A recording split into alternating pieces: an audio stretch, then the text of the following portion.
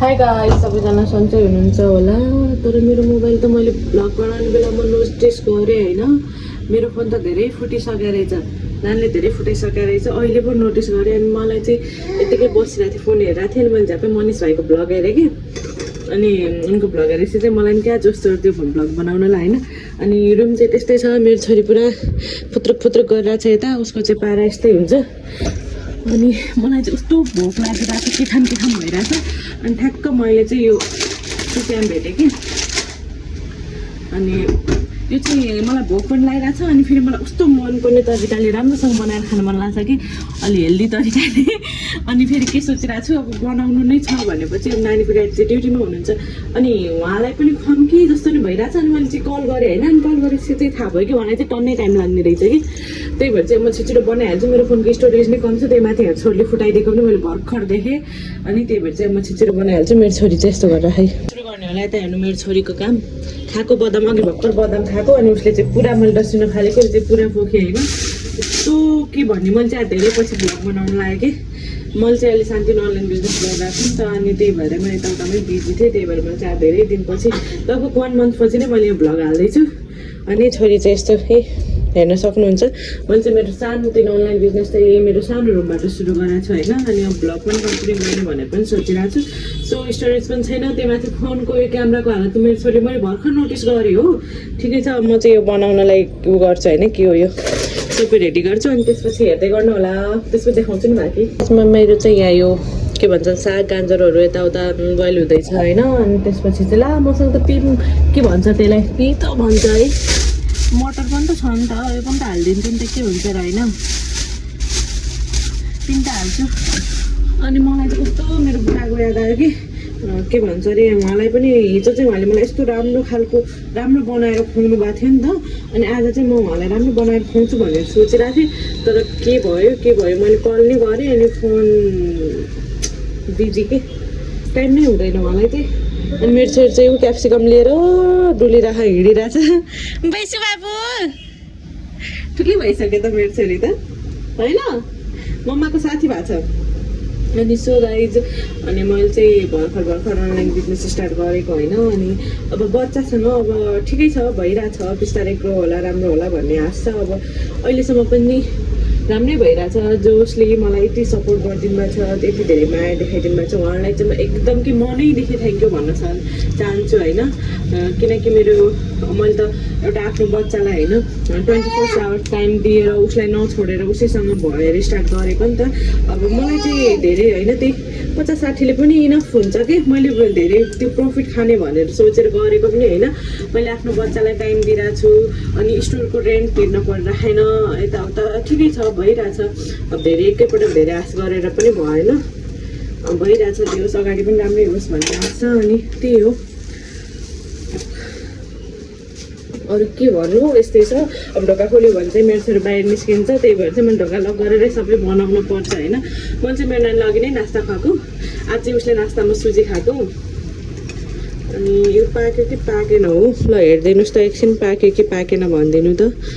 मैले चाहिँ भाँडा धेरै जुठो बनाउने मेरो इन्टेन्सन नै हुँदैन कि, त्यही भएर यहीले खाने हो अहिले, अनि यही नै युज गरिदिने हो। कम त गाह्रो हुन्छ यार यो चिसोमा भाँडा धुन, त्यही पनि आज यहाँ छँदैछ धुनलाई। यो ग्लोभ्स ल्याइदिनु भएको थियो कि मलाई चाहिँ उहाँले भाँडा धुनलाई, तर मलाई त्यो चाहिँ कस्तो चिलाउने भयो कि, कस्तो अर्कै अब त्यस्तै भाँडा मस्काएको बानी, अनि ग्लोभ्सले भाँडा धुँदाखेरि त आफैलाई पनि कस्तो हात चिलाएको जस्तो भयो कि। सो गाइज, अनि मेरोमा चाहिँ स्टोरेज एकदम कम छ। मैले सकेसम्म छिटो बोल्नुपर्छ, छिटो भ्लगिङ गरिहाल्नुपर्छ भन्ने हो। अनि म चाहिँ काठमाडौँ आएको 1 मन्थ भइसक्यो। अहिले चाहिँ म मेरो आफ्नै फ्यामिलीसँग छु, मेरो सानो फ्यामिलीसँग, मबाट क्रिएट भएको फ्यामिली, मेरो हस्बेन्ड, म, मेरो छोरी। अनि मेरो छोरी चाहिँ बनाउँदा यसरी हेर्छ, सामान चाहिँ उथल पुथल धनियाँलाई कहाँ फालिदिइसकेको छ, डस्टबिन हो के भन्नु। क्याप्सिकम चाहिँ म हाल्दैन होइन, मलाई ठिकै छ, यतिले इनफ हुन्छ। बैसु न बाबा, धेरै पछि भ्लग स्टार्ट गरेर हो कि, खै किन बोल्नु नि केही आउँदैन भने त्यस्तै, अब जस्तो पाए त्यस्तै हालिदिउँ त होला, के छ र। धेरै पछि स्टार्ट गरेको, आज लगभग 1 मन्थ जति भयो। लास्ट टाइम चाहिँ मैले मेरो छोरीको बर्थडेमा बनाएको थिएँ है भ्लग चाहिँ। अनि हिजो चाहिँ उहाँले त्यो डेभिस खालको यो नुडल्स नयाँ प्याकेटमा रहेछ नि त, नयाँ प्याकेट हो कि अब के हो थाहा भएन मलाई चाहिँ। मैले त्यो टुप्याम ट्राई गर्दा चाहिँ हिजो चाहिँ मलाई मेरो हस्बेन्डले के भन्छ अरे डेभिड सलाद खुवाउनु भएको थियो कि राम्रो थियो है त्यो पनि। सो गाइस अब चाहिँ म यो पानीहरू यताउता गर्छु होइन, अनि क्यामेरा नि आफै समात नि, यो पनि आफै गरेर त हुँदैन त, मबाट त तातो पानी पोखिन्छ, म त्यही भएर अफ गर्छु नि त। के बनाउँछु भनेको के बनाएँ त्यो मलाई पनि थाहा छैन, तर म खान्छु ट्राई गर्छु होइन। बनाउनु खोजेको एउटा भइदियो एउटा, अनि जब पनि म भ्लग स्टार्ट गर्नु खोज्छु अनि मेरो फुटेको क्यामेरा अगाडि देखिन्छ कि मलाई यस्तो मुटु चसक्क हुन्छ भने कति बेला नानी फुटाएछ मलाई याद पनि भएन। आजको भ्लग स्टार्ट गर्छु भनेर हेरेको त फुटिरह। अनि यो के बनाएँ अनि यहाँ चाहिँ यो टुप्याम बोइल हुँदैछ, अनि मेरो छोरीले खाना दिन्छ कि दिन्न भन्ने कुरा हो, ऊ चाहिँ भुइँमा यस्तै हो। अनि अबदेखि चाहिँ म भ्लग कन्टिन्यू गर्छु, अरू नभए पनि अब मैले सामानहरू कहाँबाट ल्याउँछु के कसो यताउता अब सकेसम्म चाहिँ म यो डेली भ्लगहरू नि बनाउने कोसिस गर्छु।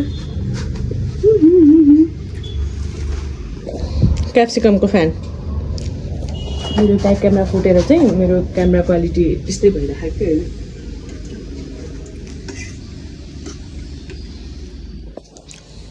मेरो बैसु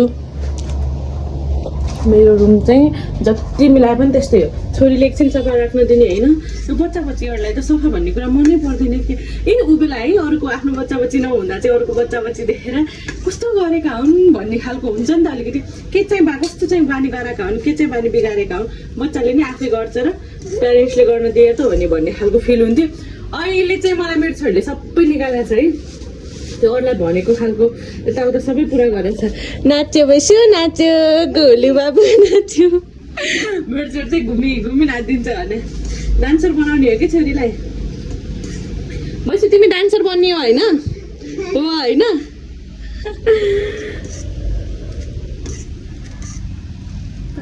पाकेन। अब रुम सफा गर्ने भनेको अब त्यस्तै भएको छ अहिले चाहिँ। पहिला खाइहालौँ त्यसपछि खाएपछि सफा गर्ने भनेर सोचेँ अब चाहिँ मैले। अनि म चाहिँ अब यो दिउँसोतिर चाहिँ म टेबलहरू सबै बाहिर राखिदिन्छु कि लुगाहरू नानीको आदत हो कि त्यो बाहिरै सुकाएको छ। यो नानी लड्छ नि त, अनि त्यही भएर चाहिँ दिउँसोतिर चाहिँ म टेबलहरू सबै बाहिरै राखिदिने गर्छु। टेबल अनि नानीको पनि सबै बाहिर राखिदिने गरेर छु। अनि मेरो यहाँ यो चाहिँ भइसक्यो, अब म सबै रेडी गरेर खानाको देखाउँछु ल। गाइस हेर्न सक्नुहुन्छ यत्तिको चाहिँ भयो है, मैले यत्तिको चाहिँ बनाएँ। अनि मलाई त्यो बनाउँदै भोक मऱ्यो भने अनि मैले चाहिँ सबै त्यो मसलाहरू चाहिँ सबै मिक्स गरेन कि, एक त मेरो पिरियड चलिरहेको छ, झन् मलाई कस्तो पेट दुख्छ, त्यही भएर म त खानु सक्दैन, तर खाना नै मन लागिरहेछ। अब मैले टेबलमा राखेर मजाले सर्भ गरेर खाना थालेँ भने त मेरो छोरीले त खाना दिँदैन, त्यही भएर बनाएको जस्तै न्यु पारेर चाहिँ खानुपर्ने हुन्छ मैले चाहिँ। त्यही भएर उसलाई हेर्दै खाँदै गर्नुपर्छ, बच्चाको आमा भएपछि यस्तै हो।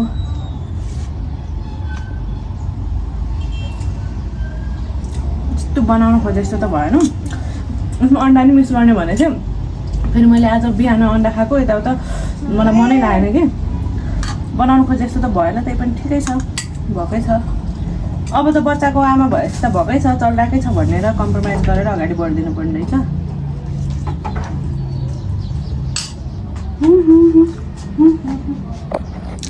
मेरो छोरीले थाहा पनि पाएन मेरो खाएको, थाहा पायो भने ऊ पनि खान खोज्छ। त्यही भएर अब यत्तिको बनाएपछि चाहिँ टुप्याम पनि हेल्दी नै त हुन्छ होला होइन। मेरो मम्मी कराउनुहुन्छ कि कति पिरो खान्छ भनेर। अब यो मम्मी मैले चाहिँ हेल्दी खाएको छु है, हेर्नुहोस् हेर्न सक्नुहुन्छ।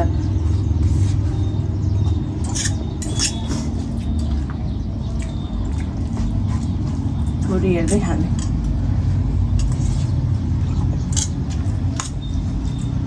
मिठै भएको छ गाइस, त्यस्तो नराम्रो नि भएको होइन।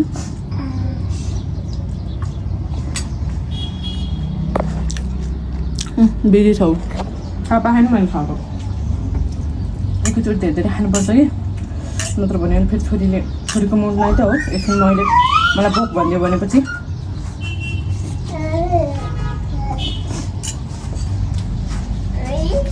बेसुले मैले खाएको।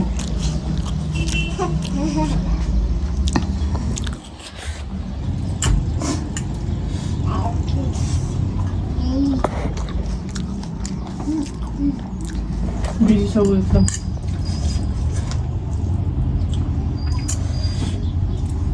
झन् छिटो खान्छु भनेको बेला त आउँदा पनि आउँदैन हो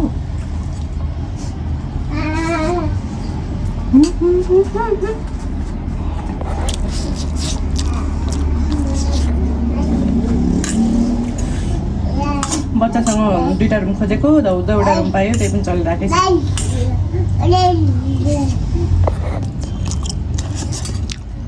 गाई उसले चाहिँ मलाई देखिहाल्यो खाएको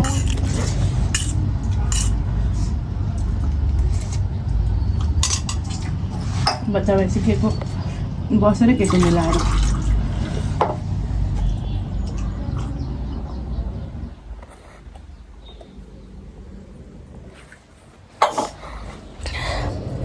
अब चाहिँ यति बाँकी छ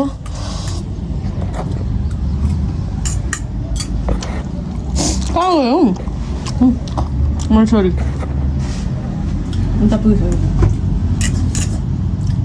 अनि मैले बसेर मजाले टेबलमा खान थाल्यो भने पनि थाहा पाउँछु है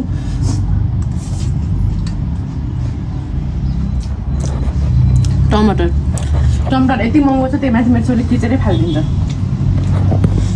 सबै खाएर भ्याएँ मैले चाहिँ तिरो चाहिँ लास्टै छ त्यही माथि मेरो छोरी खुट्टा समातेर बसेर खान्छु भनेर आउनुहोस् भाँडाफोट चाहिँ पछि गर्छु म चाहिँ पराइटा सक्नु भएन अनि पाइनाएप्पल लिएर आइदिनु रहेछ यहाँ चाहिँ यहाँ यस्तो भइरहेको